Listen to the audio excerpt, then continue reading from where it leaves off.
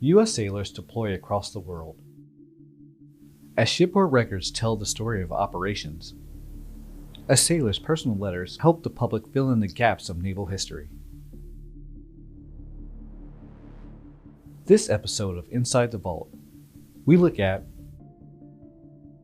letters from the fleet. Naval History and Heritage Command contains one of the largest collections of military correspondence. These vaults hold deck logs, command operations reports, and even personal letters from the fleet. The Nimitz papers were collected over a period of several decades, actually. We received them in different installments. These letters retain some of the most intimate insights of naval leaders. So Admiral Nimitz wrote a lot to his wife. They had a very close relationship.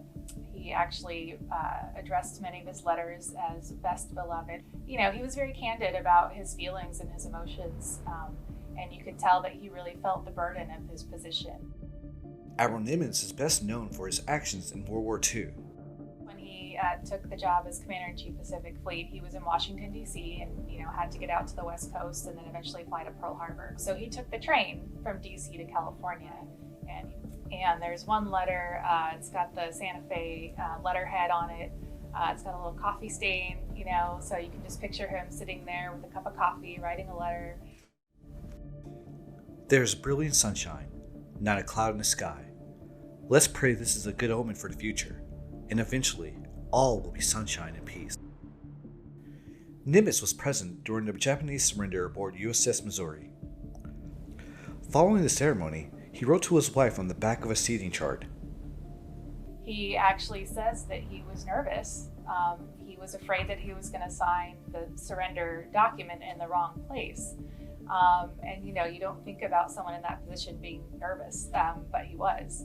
And he said that apparently someone else signed in the wrong place, which makes me wonder, is that a legal document if they signed it in the wrong place?